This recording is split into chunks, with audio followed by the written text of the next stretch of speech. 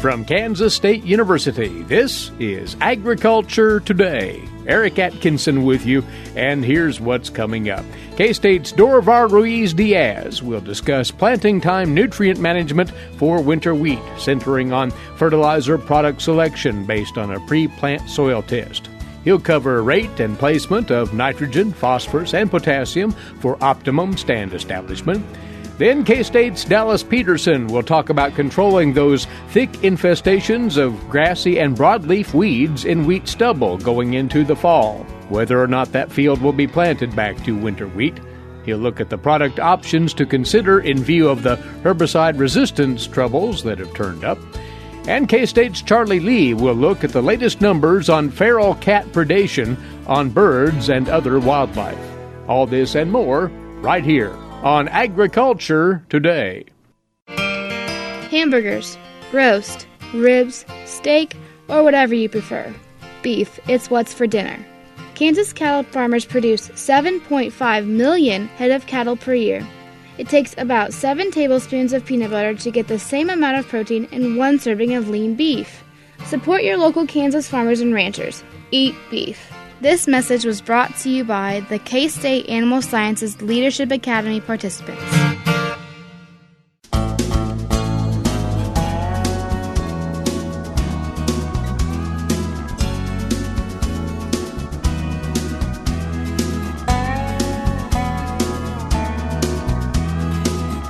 You're tuned to Agriculture Today, and in advance of winter wheat seeding.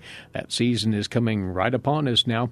We're going to visit about management of nutrients for that new wheat crop as we head into planting time, what to prepare for there and plan on. Joining us is Dorivar Ruiz-Diaz. He's a crop nutrient specialist with K-State Research and Extension. This is a yearly topic, Dorivar, but there's always something a little new to get into as far as fertility management for winter wheat. You would stress that producers need to start with a soil test. Absolutely. Absolutely, Eric. That's definitely the first step. And, of course, we do have a couple different components there in terms of soil tests. The surface 0 to 6 or 0 to 8 that most producers will be doing will be for the immobile nutrients, phosphorus in particular, which we have to remember that wheat is one of the most responsive crops to phosphorus. So it's definitely something that we need to watch very closely. And, of course, again, soil test will be the first step there.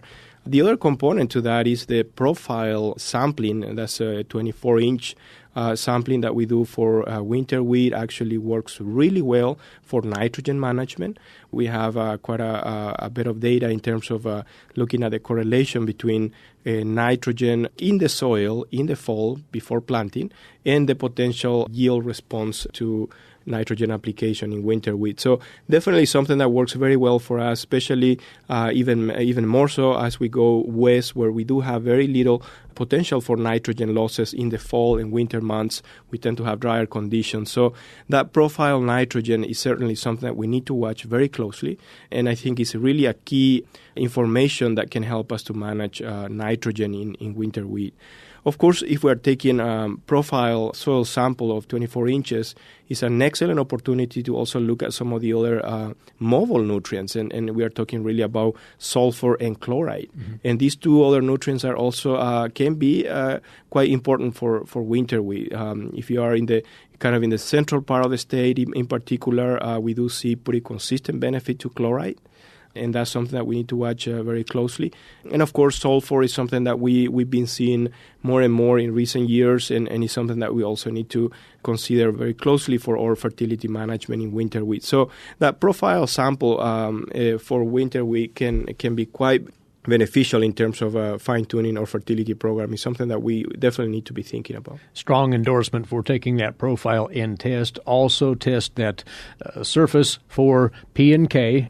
Back to the soil test nitrate levels that one might read. There's been research as to how that information relates to eventual wheat yields on that ground, Dorivar. Yes, and it's quite interesting, some of the data we have. First of all, I would like to kind of emphasize the wide range of values in soil nitrogen that we can find out there.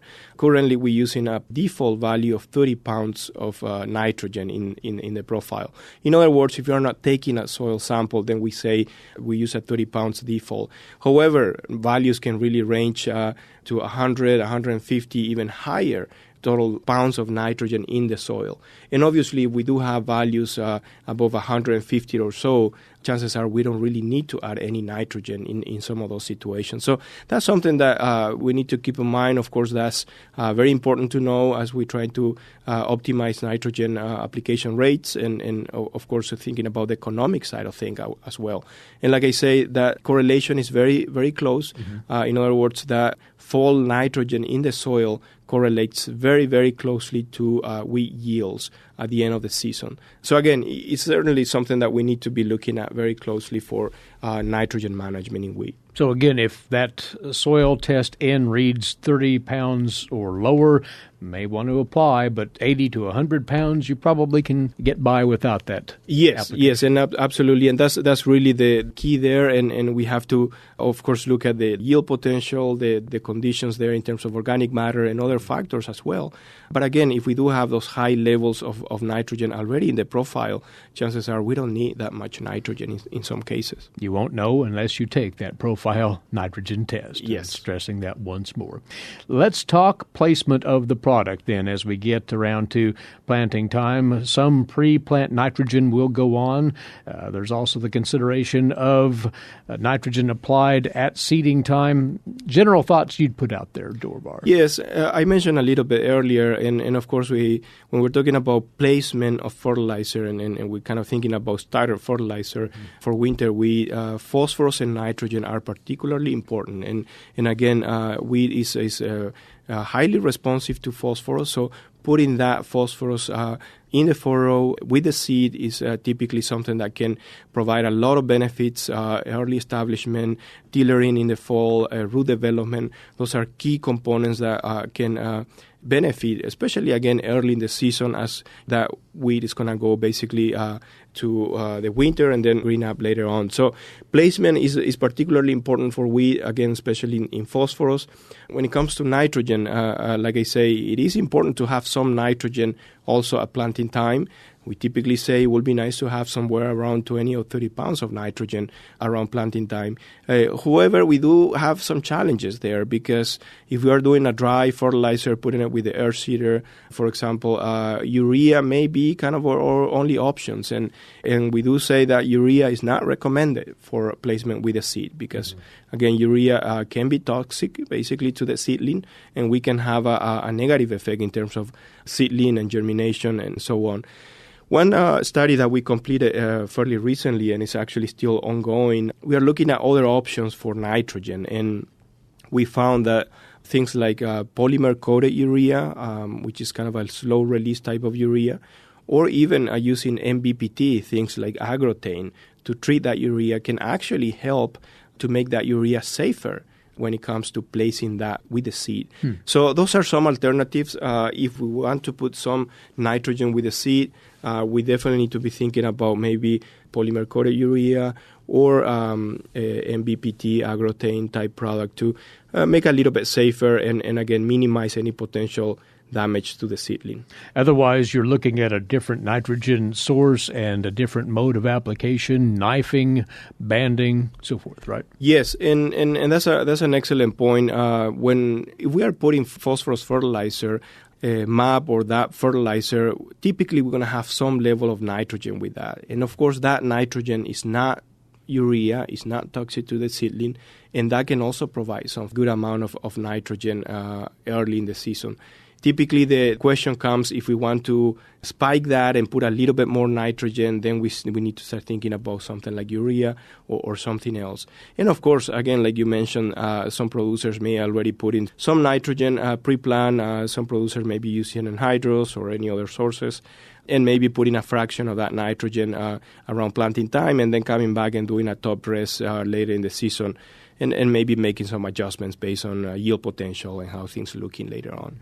As far as placement of phosphorus and potassium as a starter, though, one can place that again directly with the seed if so inclined, right? Yes. In the case of winter wheat, we do have a rate there in terms of a maximum application rate, especially if we are looking at potassium and nitrogen. And in a 7.5 inch spacing, we typically say up to about 30 pounds is tend to be the maximum. And so that gives us a lot of flexibility, really. We can typically put basically 100% of the phosphorus with the seed, and we will not really reach that maximum application for nitrogen and potassium. So again, it does give us, in the case of winter wheat, we do have a lot of flexibility for placing dry fertilizer, specifically phosphorus, with the seed. And again, it's a crop that can benefit quite a bit from that type of application. We might note, Dorivar, for there's a great lot to this topic that you've put together a series of articles in the recent Agronomy E-Update newsletters that cover all of this in full. But producers need to think diligently about what they're doing with their starter applications for nitrogen, phosphorus, potassium, and the other nutrients. Yes, those are really key components. Again, starter fertilizer are quite important for winter wheat. Again, this is going to be growing cooler temperatures, and root development and tillering is really a key. And again, that starter fertilizer can be quite beneficial. And like we mentioned early on, again, we really need to start with a soil test. That's, I think, is still the key. And again, especially we're trying to be more efficient.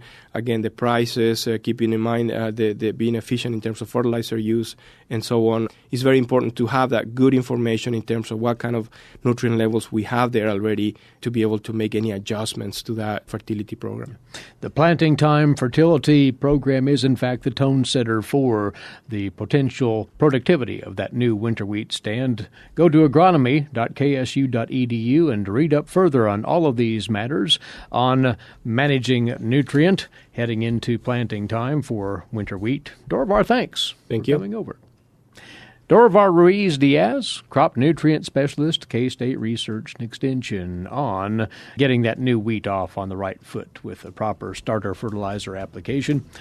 You're tuned in to Agriculture Today. We'll break away for a quick moment now and then return with a look at contending with heavy weed buildup in wheat stubble and the best herbicide strategies for knocking those weeds down ahead of wheat planting or otherwise. Another K-State agronomist joins us for that conversation next here on the K-State Radio Network.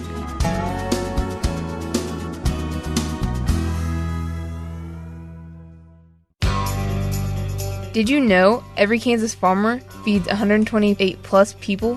Kansas farmers are hard workers, dependable, authentic, and sensitive. Not only do farmers put food on your table, but they put clothes on your back and fuel in your car. For more information about Kansas farmers, visit K-State Research and Extension online or stop by your local extension office. This message has been brought to you by the K-State Animal Sciences Leadership Academy participants.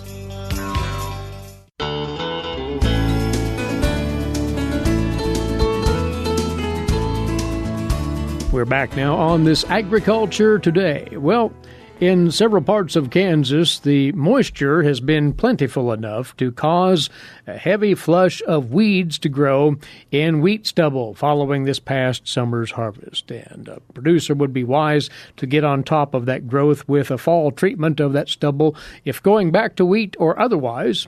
And with some thoughts along that line and what options are appropriate for this herbicide treatment, Dallas Peterson is a weed management specialist, K-State Research and Extension, and he's alongside. And you've been out and about at field days put on by K-State last several weeks, Dallas, and you tell us that, indeed, we do see considerable weed growth in that stubble out there. Well, we always have weeds, it seems like, whether it's dry or wet, regardless, it seems like. But when we do get plentiful rainfall and we try to implement the weed control strategies, oftentimes they just keep coming, and again, they can grow very rapidly when there's adequate moisture, and so they can get away from us in a hurry, it seems like. And so it is tough to keep that stubble clean through the summer like we'd like to do. Ideally, we don't want to let any of those weeds go to seed, because that just makes our job that much more difficult in the future.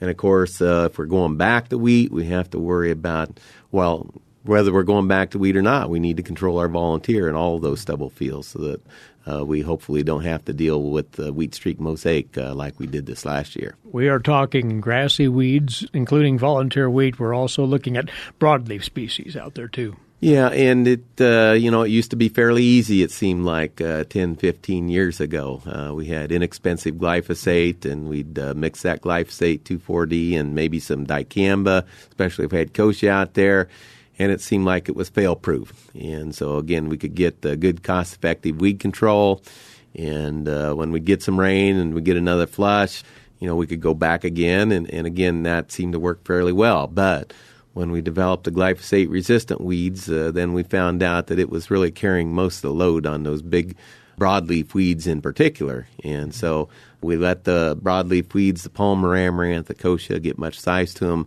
Then we really struggled to control them really with any herbicide other than the way glyphosate used to work. In fact, the standard at one time was glyphosate and 2,4-D, tank mixed, but even that won't get it done against some of these populations. Well, again, we maybe thought the 2,4-D was doing more than it was, or Banville when we'd have it in those combinations. And 2,4-D and Banville can provide good control of palmer amaranth and kochia when it's small.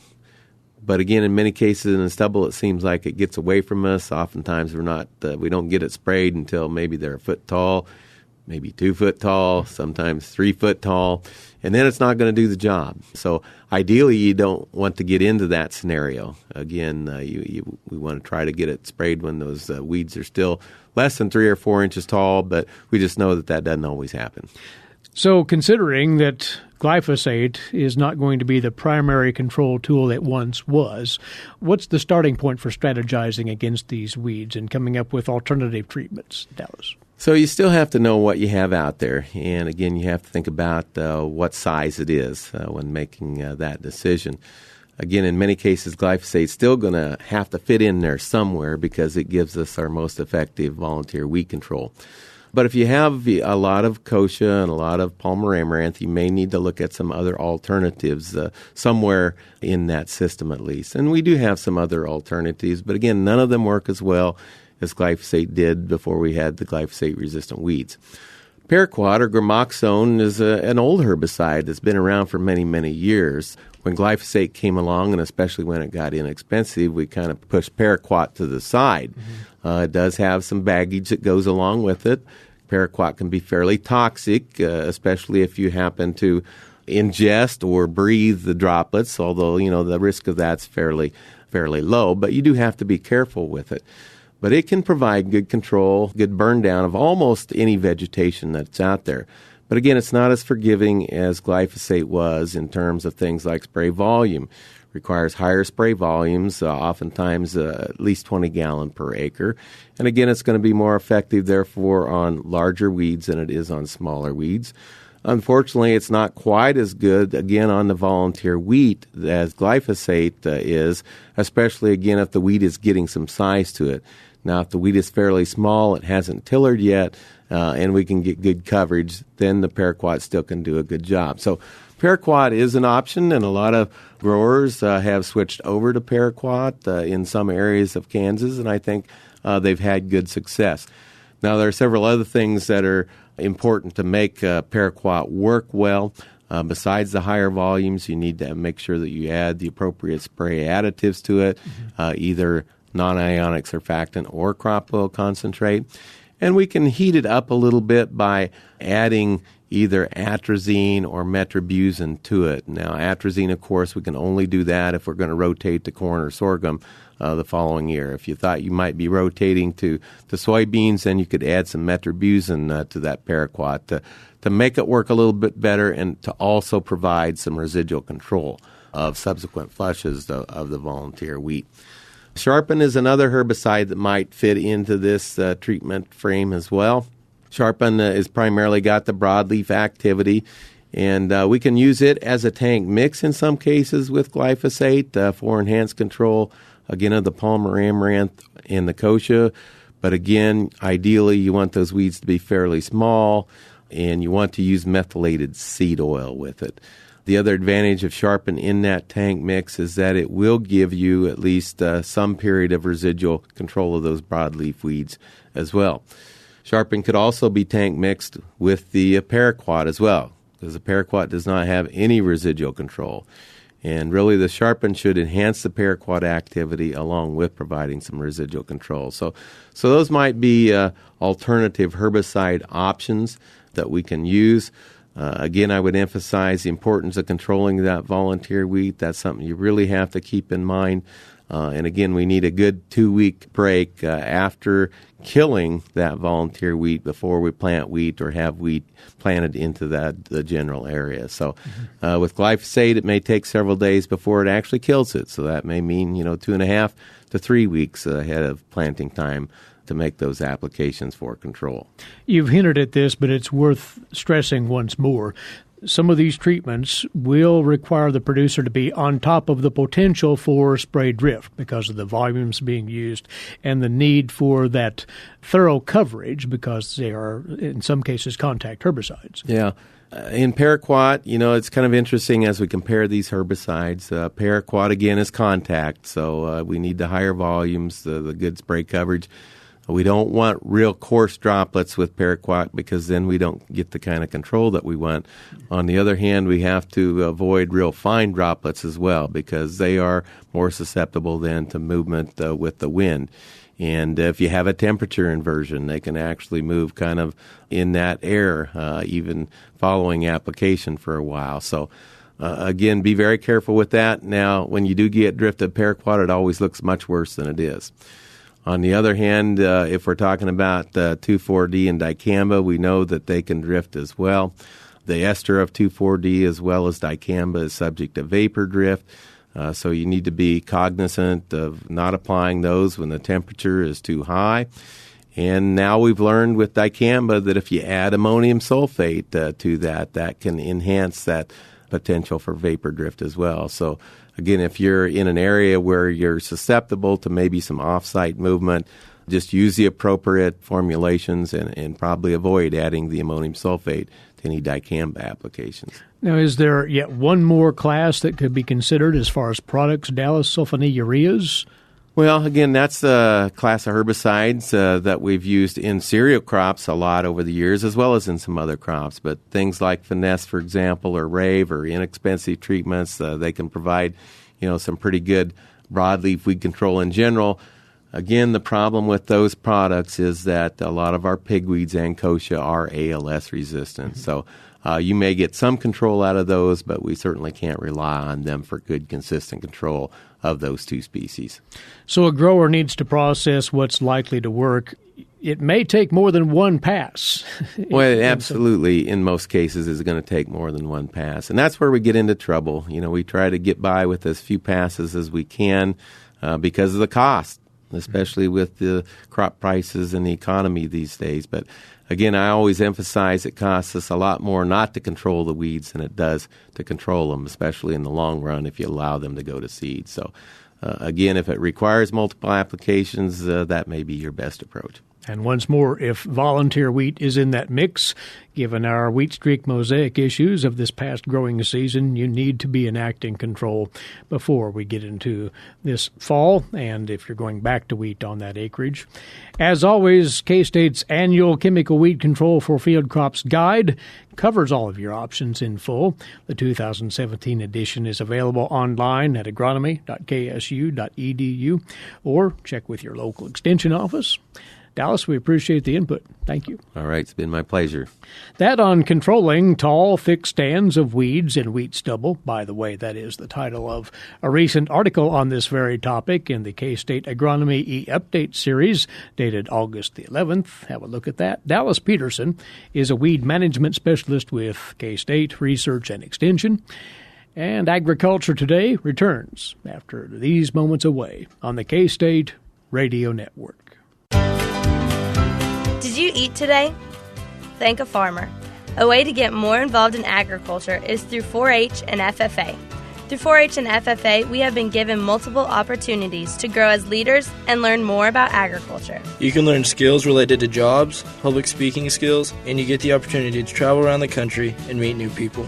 If you want more information about getting more involved in 4-H and FFA, visit them on their websites at kansasffa.org and kansas4h.org.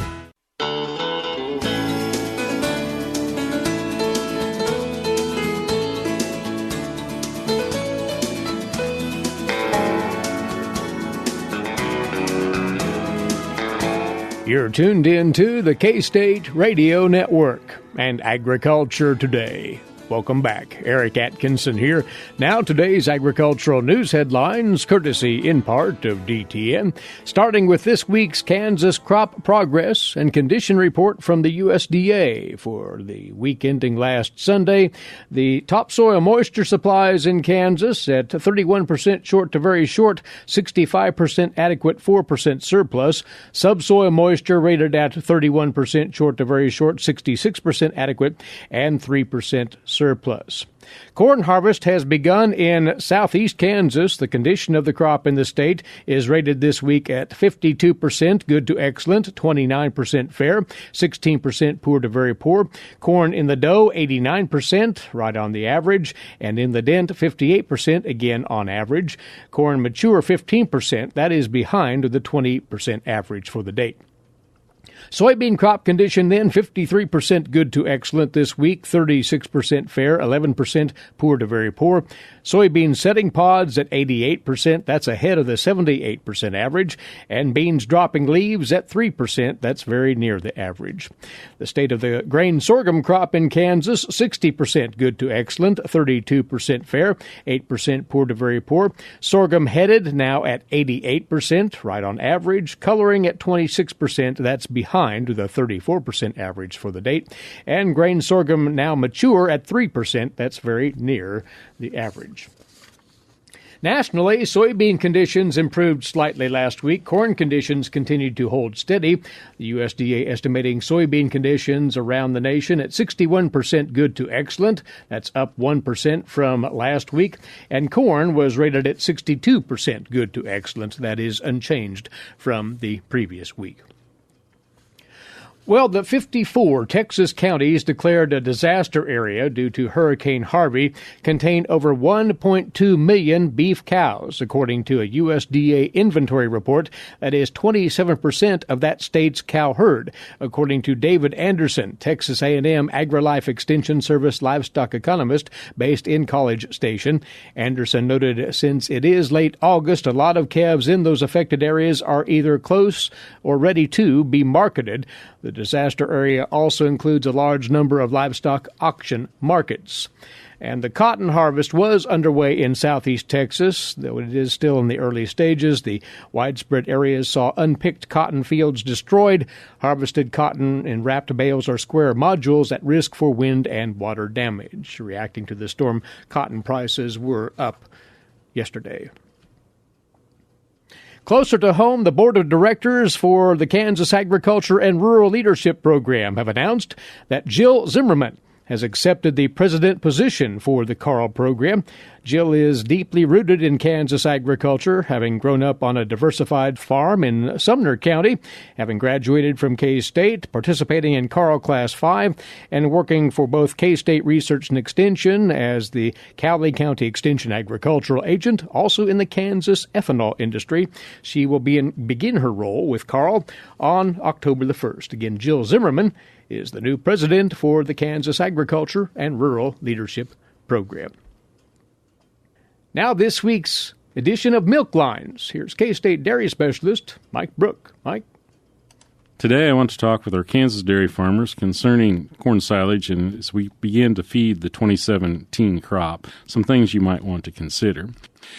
As we think about our 2017 crop, I'm sure you were very careful as you put that crop into the bunker or into the silo that it was correctly kernel processed. But as we start to feed it, that's usually when we start to figure out whether or not we did a good job. Let's talk about some things that you might consider as you think about your kernel processing on your corn silage crop, and maybe some things you might want to do in 2018 if you didn't get things quite right in 2017. So first off, during the harvest procedure, hopefully you took several samples during the chopping period so that you could determine whether or not kernel processing was occurring as it should be, and recognizing that things change due to field conditions, hybrids, and other things as we move through the chopping season. So during the chopping process, hopefully you were taking some samples, usually about a 32-ounce cup. Silage is usually a good amount, dumping it out and just checking to see if we had processed all the kernels. And if the processing wasn't occurring as should be, then you tighten those rolls down so the rest of the crop would be processed correctly. However, as we start to feed, there's some other things I'd encourage you to maybe sample. So first off, if you're still feeding the 2016 crop, you might want to take a sample of the silage. You can send it to the lab and have them complete a kernel processing score on that in the lab. Basically in the lab what we do is we take and we run the sample through a set of screens to determine how much starch passes through different sizes screens. Based on that we can determine whether or not the crop was adequately kernel processed. Second sample is probably very important to take that we often don't is a fecal sample. In other words, you just pick up some manure samples out of the bin from several different spots, mix them together, send them to the lab.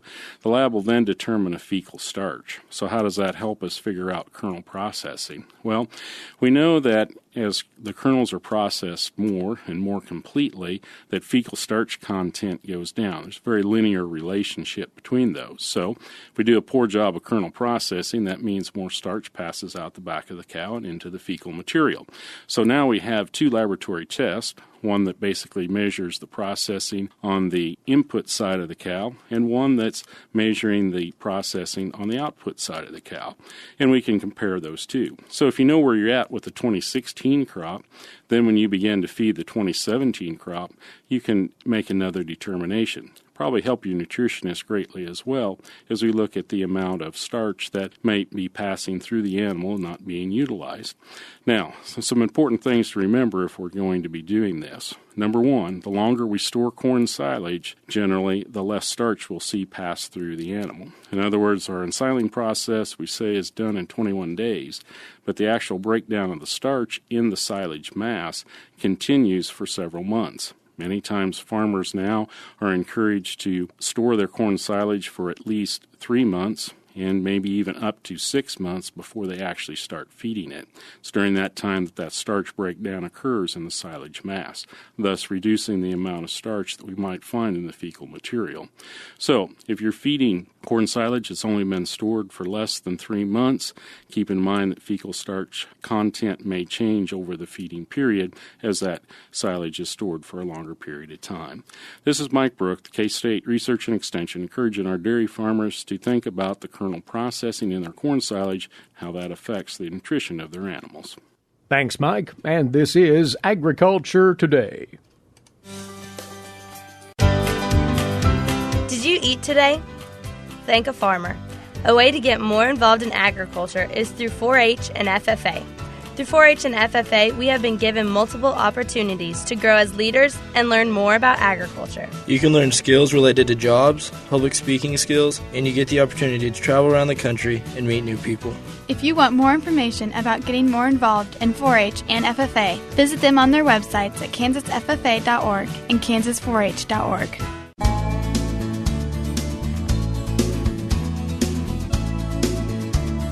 For you now on this Agriculture Today, our weekly segment on wildlife management. Across the way once more is wildlife specialist Charlie Lee of K-State Research and Extension. Charlie, we want to revisit today a perpetual threat to certain wildlife, and it's more extensive than most folks might actually understand, and that is the presence of feral cats in the wild, and they're plentiful. Yes, recently I've been working a lot with invasive species, and many people think invasive species problems are primarily plants. There's also a very invasive exotic species that causes problems, and that's feral and free-roaming or free-ranging domestic cats. For history, domestic cats originated the European and African wildcats in the Near East. Although the domestic cat is now considered a separate species, it's spread across the globe, found on all 7 continents. And the number of cats is surprising in that they're with estimates of 600 million cats worldwide and 188 million cats within the U.S. So when we look at that type of number of animals and that type of distribution, they have to have an impact on prey. Bird species in particular seem to be vulnerable. Yes, they really, when we look at the types of damage they can cause, is that they are very efficient predators, and then there are some indirect impacts. But when we look at the impacts of them as efficient predators, we find that they've led to the extinction of 60 species of birds, mammals, and reptiles. When we look just at the number of birds that are killed each year, when we look at a report provided by the American Bird Conservancy, they estimated that 2.4 billion birds are killed by cats each year. And when we look at the other types of bird deaths that are out there that have some sort of human cause, buildings and windows are responsible for 590 million bird deaths. Automobiles are for about 200 million. And then power lines, transmission lines for about 20 million. So you can see that 2.4 billion caused by cats certainly overwhelms all of the other causes put together on bird losses. And that's just the birds that are lost. It's also been estimated that there are 12.3 billion mammals that die each year as a result of cat predation, and 473 million reptiles, and 173 million amphibians. So that's a lot of animals each year that are preyed upon. Some of those are species that are damaging to humans, but many are not. And many, as the report said, 60 are species that have went extinct because, in part, by excess predation. So those numbers are just cause for declaring feral cats as an invasive species, as you describe it. Not only do they prey on wildlife, they can be carriers of a very important disease. Yeah, one of those diseases is toxoplasmosis. It's caused by a protozoan. The cats are a host. This particular protozoa only reproduces in the guts of felines or cats. The oocysts of those protozoa are quite numerous, and the impact of people ingesting those or other animals ingesting those can be very significant, including death. Many people have heard about the caution for women that are pregnant to avoid cleaning cat litter box. There's a very definite reason for that, in that it can result in miscarriage, blindness, mental retardation, and even death as a result of exposure to that protozoa. When we look at specifically the other, perhaps indirect result of cats being exposed, particularly to islands, that's where we seem to see the most significant impact, is when cats are introduced to islands that had no native terrestrial mammals, like Hawaii. With no native terrestrial mammals, since cats have been introduced there, they've had some significant impacts on some of their native species. They have a Hawaiian goose, the nene. 48% of those geese have been infected by toxoplasmosis. They also have an Hawaiian monk seal. There's only about 200 of those in existence. 8 have died recently as a result of toxoplasmosis. They also have a Hawaiian crow that's basically been very, very low numbers. They've tried captive breeding programs, and reintroduction program recently just failed because the reintroduced Hawaiian crows all died from toxo.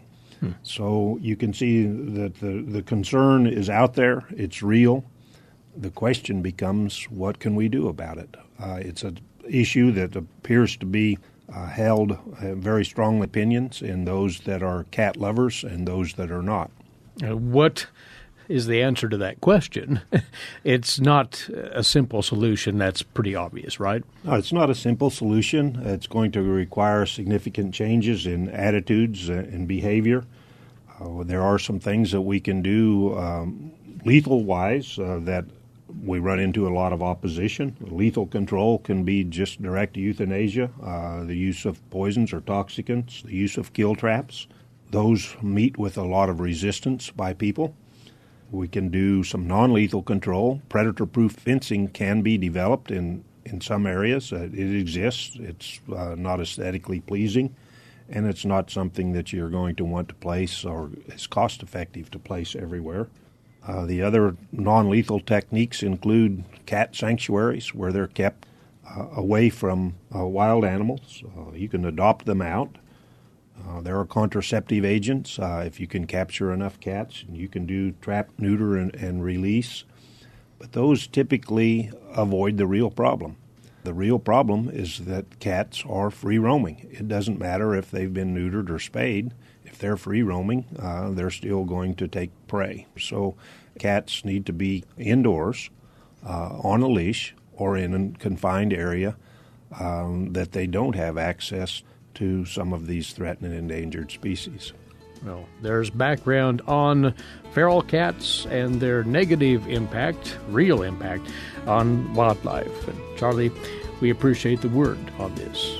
Wildlife Specialist, K-State Research and Extension, that's Charlie Lee.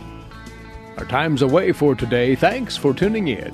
Eric Atkinson here for Agriculture Today over the K-State Radio Network.